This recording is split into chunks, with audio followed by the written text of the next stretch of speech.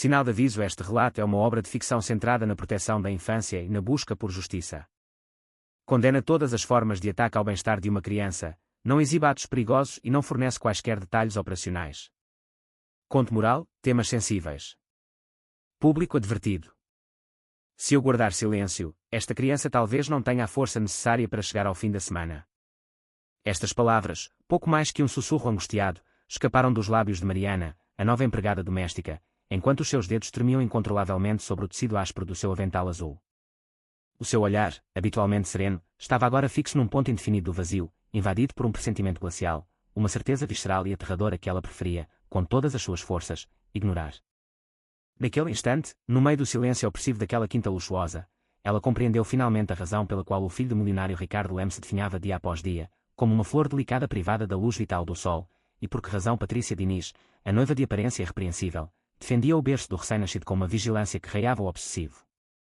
Cada gesto dela em redor do bebê era medido, calculado, desprovido de qualquer calor maternal genuíno. O bebê tinha apenas 7 meses. A sua mãe, uma mulher radiante, desaparecera tragicamente na sequência de um parto complicado, deixando para trás um vazio imenso que nem todo o ouro do mundo, nem as mais altas honrarias, poderiam preencher.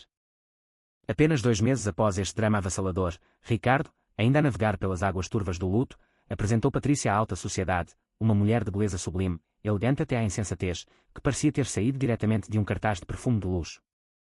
A sua postura era impecável, o seu sorriso era uma obra de arte estudada. Contudo, por detrás dessa perfeição de revista, escondia-se uma frieza de mármore, uma distância emocional que arrepiava quem se aproximasse o suficiente para a sentir. Mariana sentia-a todos os dias, como uma corrente de ar gélida num corredor aquecido. O pequeno quase não chorava.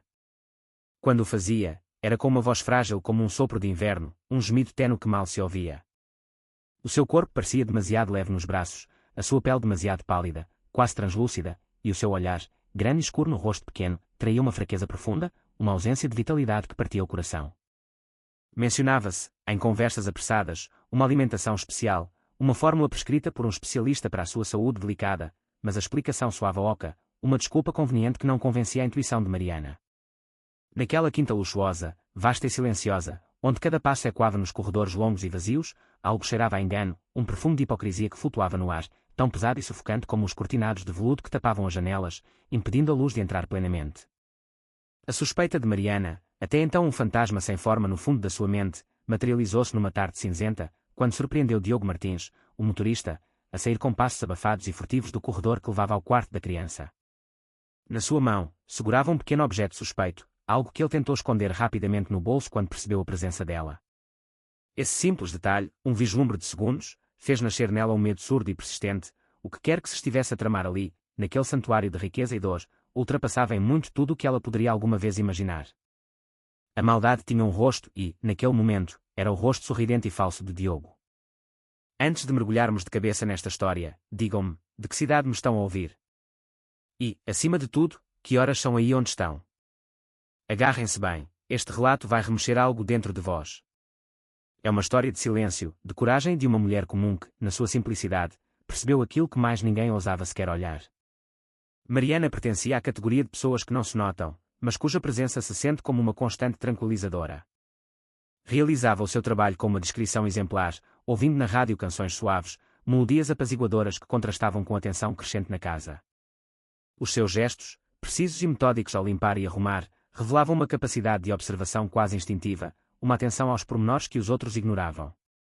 E foi assim que, pouco a pouco, ela notou um padrão inquietante.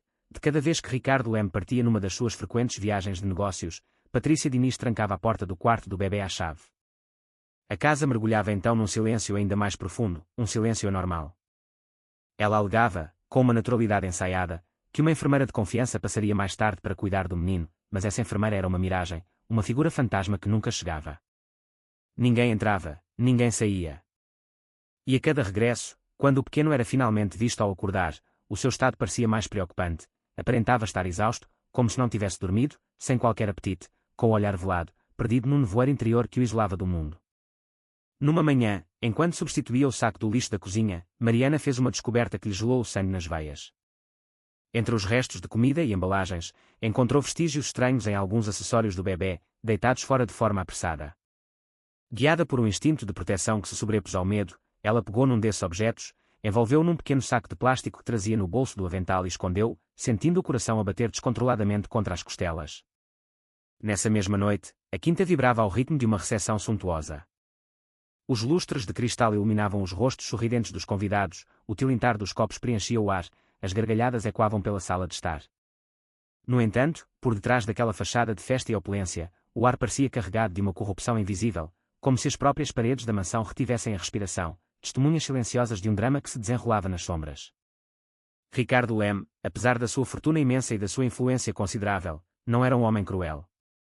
Era, simplesmente, um homem exausto, consumido pela dor do luto e pelas exigências esmagadoras do seu império empresarial. Estava cego pela sua própria dor. Patrícia, por sua vez, possuía o rosto de um anjo e o coração calculista de uma estratega. Ela geria a casa com uma autoridade polida mas implacável, cada ordem sua era uma sentença final. Muitas vezes, Mariana surpreendia murmúrios abafados por detrás de portas fechadas, Patrícia e Diogo trocavam olhares cúmplices, mensagens secretas em telemóveis que eram imediatamente apagadas, como se estivessem a orquestrar um segredo complexo e perigoso. Naquela noite de festa, Mariana soube, com uma certeza arrepiante, que algo iria inevitavelmente rebentar, não com o estrondo de uma explosão, mas com a frieza lenta e implacável de uma verdade que já não se pode mais sufocar. Numa manhã, o bebê teve um refluxo violento, sinais alarmantes manifestaram-se, levando Mariana a pensar que o biberão estava alterado. Ela empalideceu, o medo a tomar conta de si. Agarrou no biberão, examinou-o atentamente e sentiu, com uma intuição inabalável, que havia ali uma anomalia, um cheiro subtilmente diferente. Discretamente, substituiu-o por um leite perfeitamente normal que ela própria preparou e observou, com o coração apertado, o recém-nascido a recuperar um pouco de vigor, a beber com uma avidez que ela já não via há semanas. No dia seguinte, Mariana pediu uma hora de licença, pretextando ter de ir buscar medicamentos para a sua mãe doente, e partiu a correr em direção ao pequeno centro de saúde de uma aldeia alentejana vizinha. Ali, um edifício simples e branco, Carolina, uma técnica de laboratório com um rosto amável, concordou em fazer um teste rápido e discreto ao conteúdo do primeiro biberão que ela guardara. Os resultados falaram por si, confirmando os seus piores medos, a amostra continha substâncias anormais não identificadas. A frase, dita em voz baixa por Carolina, atravessou Mariana como um raio. Ao regressar à quinta, encontrou Diogo encostado ao portão de ferro forjado, com um sorriso trocista nos lábios. Então, andou desaparecida, lançou ele, com um tom de provocação velada. Fui rezar, respondeu ela calmamente, a voz firme a esconder a tempestade que sentia por dentro. O seu olhar, direto e sem medo, fez o motorista recuar um passo, apesar da sua arrogância. Pela tarde, Ricardo anunciou que precisava de partir de urgência para fechar um contrato importante no estrangeiro. Patrícia representou o papel da noiva triste e preocupada, abraçou a criança com uma ternura forçada, em seguida, entregou-a a uma nova ama, Inês, uma jovem de gestos desajeitados e olhar assustado. Mariana, observando a cena de longe, sentiu a dúvida instalar-se ainda mais fundo na sua alma. Aquela rapariga era mais uma peça no tabuleiro de xadrez de Patrícia. A noite caiu sobre a propriedade, pacífica apenas na aparência. Mariana notou que alguns dispositivos de segurança, como os sensores de movimento no corredor do andar de cima, pareciam ter sido contornados ou desligados, mergulhando a casa num silêncio artificial e inquietante. No escritório, Patrícia tinha-se fechado com Diogo. Murmúrios e risos abafados filtravam-se por baixo da porta de carvalho maciço. Escondida na sombra do corredor, com o coração a pulsar-lhe nos ouvidos, Mariana ativou discretamente a função de gravação do seu telemóvel. Ouviu então as palavras que selaram o seu destino e o da criança: só mais alguns dias, meu amor. Quando o testamento for assinado, nada nos irá deter. Amanhã à noite, avançamos com o plano, e descartamos as verificações. Estas palavras foram para ela como um eletrochoque, uma revelação brutal da profundidade daquela conspiração. Ao fugir da porta, a tremer, esbarrou num quadro na parede, que se moveu ligeiramente, revelando a existência de um compartimento secreto. Lá dentro, uma pasta com documentos, algumas fotografias e um suporte digital, uma pendrive, com a inscrição, Plano B. Sem hesitar, guardou tudo no bolso fundo do seu avental. Se eu cair, cairei depois de ter dito tudo, pensou ela, a sua determinação a solidificar-se como aço. Alguns dias mais tarde, realizou-se um branche de caridade no jardim da quinta. Ricardo, visivelmente esgotado e aliado de tudo, assinou maquinalmente um dossiê que Patrícia lhe apresentou entre outros papéis. Mariana, que servia o café, viu o gesto preciso da substituição, uma fraude elegante e rápida, executada com a mestria de uma ilusionista. Enquanto isso, Diogo tremia, apagando incessantemente mensagens do seu telemóvel, incapaz de disfarçar o nervosismo. Cada sorriso que Ricardo dirigia ao filho reacendia nele um ciúme doentio e palpável. Mariana lançou a sua contraofensiva silenciosa. Começou a trocar sistematicamente os biberões suspeitos por versões saudáveis que preparava às escondidas, guardando as amostras duvidosas como provas irrefutáveis. Aproveitando o momento de ausência do patrão, examinou o seu escritório. No dossiê que ele assinara, viu duas assinaturas, a de Ricardo, e outra, manifestamente falsa, de uma testemunha inexistente. Tirou fotografias com o telemóvel, guardando tudo numa pasta segura. De repente, um médico recomendado por Patrícia chegou, alegando vir examinar a criança. Mariana reconheceu imediatamente o seu rosto. Era o mesmo homem que ela vira numa estalagem local há umas semanas, em conversa animada com Diogo. As peças do puzzle encaixavam-se com uma clareza assustadora. Mais tarde, ao limpar o carro do suposto médico, encontrou mais provas, papéis médicos suspeitos, com rasuras e vestígios de falsificação. Na casa de banho do pessoal, trancada, Mariana consultou o conteúdo da pendrive. Os vídeos revelavam conversas comprometedoras entre Patrícia, Diogo e uma profissional de saúde, cujas palavras aludiam a procedimentos irregulares que poderiam prejudicar a criança, sem nunca entrar em detalhes operacionais explícitos. O último ficheiro, intitulado Plano B, descrevia a preparação de um cenário falso para acusar uma funcionária considerada emocionalmente instável. Mariana compreendeu com um arrepio: o alvo era ela. Nessa noite, Patrícia esperava por ela na copa. Mariana, aproxime-se. Diga-me. Gosta de dinheiro? Prefiro o respeito. Patrícia avançou, o seu perfume a flutuar no ar como uma ameaça adocicada. 50.000 euros agora, mais 50.000 quando tiver desaparecido. Então a resposta é não. Quem é que a protege, afinal? Deus. A verdade. E Mariana afastou-se, direita, frágil na sua constituição mas invencível na sua determinação. 2 horas da manhã. A casa parecia adormecida num sono profundo. Mariana, que vigiava o bebê no seu quarto, sentiu uma presença. Inês entrou, com o rosto pálido e tenso, segurando um biberão. Sou eu quem lhe vai dar, disse Mariana suavemente. Recebi ordens da senhora Patrícia. Sim, mas quem pagará pela sua consciência, Inês? As mãos da jovem tremiam. Eu preciso deste dinheiro, murmurou ela, à beira das lágrimas. E se fosse o seu próprio filho? O silêncio caiu, pesado e denso. O biberão rolou para o tapete. Mariana ligou a gravação do telemóvel. Inês confessou num sopro: eles pediram-me para passar à fase seguinte, para que tudo terminasse rapidamente. Um grito do recém-nascido quebrou a noite. Mariana pegou nele, envolvendo-o numa manta, e desceu as escadas a correr. No hall de entrada, Diogo esperava por ela, ameaçador. Nas suas mãos, segurava objetos inquietantes, pronto para a neutralizar. Acabou-se para si, minha senhora, disse ele com uma voz falsamente amável. Se me tocar, eu grito. Ela retirou então a pendrive preta do bolso. Mas o juiz, esse, vai ouvir-me. O olhar de Diogo congelou. Ele deu um passo em frente, ela defendeu-se para se libertar, provocando um momento de confusão e barulho. O tumulto alertou toda a casa. Quando a luz do candelabro principal se acendeu, as verdades desnudaram-se. Patrícia apareceu no topo da escadaria. Mas, afinal, o que se passa aqui?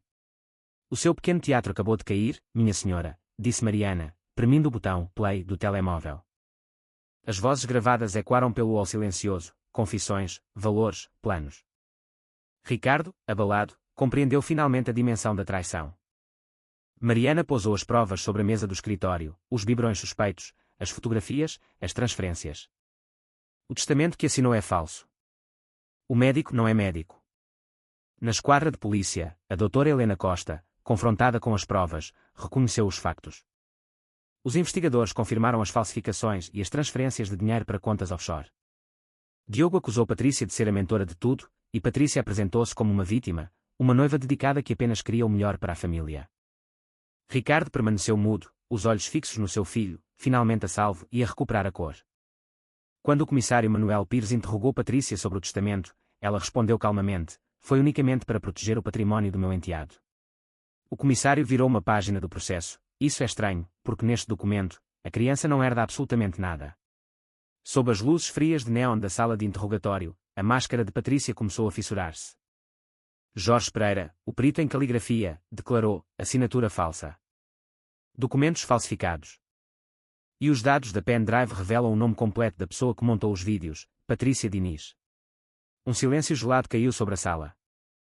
Mais tarde, o advogado João Santos chegou, trazendo outras provas, transferências para uma organização fictícia, assinadas por Patrícia. Margarida, a irmã da falecida esposa de Ricardo, suspeitava há muito que a morte da sua irmã não tinha sido um simples acaso do destino. Tudo começou a girar em torno de Ricardo. O plano de Patrícia era muito mais antigo e complexo, uma teia pacientemente tecida ao longo de meses. O procurador pediu a prisão preventiva. O juiz, visivelmente comovido, olhou para Mariana: minha senhora, sem a sua coragem, esta criança talvez não tivesse sobrevivido. Lá fora, os jornalistas esperavam em alvoroço. Cá dentro, a justiça retomava o seu fôlego. Mais tarde, Ricardo propôs a Mariana um posto estável na sua empresa e uma casa segura para ela e para a sua família. Ela respondeu com uma simplicidade desarmante: eu só quero que ele viva. O resto, a vida encarregar-se-á disso. O bebê, agora recuperado, levantou os olhos para ela e agarrou-lhe o dedo com a sua mão minúscula. A luz da manhã entrava suavemente pela janela, anunciando um novo começo. E eu, narrador desta história, digo-vos: nunca subestimem aqueles que limpam o exterior, mas sabem ver o interior, porque certas vitórias não precisam de troféus, elas gravam-se nas almas. Então digam-me, em que momento o vosso coração bateu mais forte? Quando a verdade explodiu? Quando Mariana enfrentou tudo sozinha? Escrevam nos comentários. E se esta história vos tocou, partilhem-na com alguém que precise de se lembrar que até as pessoas mais simples podem mudar um destino inteiro.